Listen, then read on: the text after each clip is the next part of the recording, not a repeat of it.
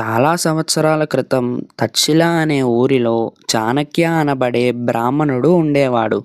అతను మౌర్యుల సామ్రాజ్యాన్ని స్థాపించిన మహోన్నతుడు.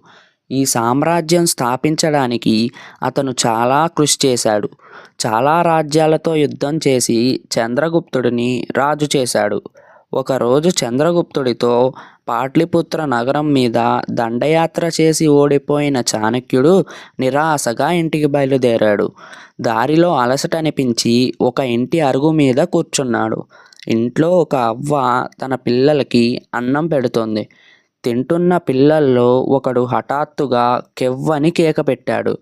హడలిపోయిన అవ్వ, "ఏమైంది బాబూ" అంటే ఆ బాలుడు, "అన్నం వేడిగా ఉంది, చెయ్యి కాలిందమ్మా" అన్నాడు. "అదే మరి, నువ్వు చాణక్యుడిలానే ఉన్నావు" అంది అవ్వ. "ఎవరైనా అన్నం మధ్యలో చెయ్యి పెడతారా? పక్క నుంచి చిన్నగా తింటూ రావాలి కానీ" ఇదంతా అరుగు మీద నుంచి వింటున్న చాణక్యుడికి జ్ఞానోదయం అయ్యింది. తను చేసిన తప్పు తెలుసుకున్నాడు.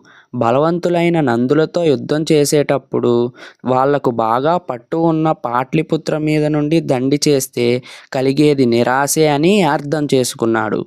ఆ తరువాత చంద్రగుప్తుడితో కలిసి చుట్టుపక్కలున్న చిన్న చిన్న రాజ్యాలను ఆక్రమిస్తూ నెమ్మదిగా పాట్లిపుత్ర మీద యుద్ధం ప్రకటించి విజయాన్ని సాధించాడు. ఈ సంఘటన భారతదేశ చరిత్రనే మార్చేసింది.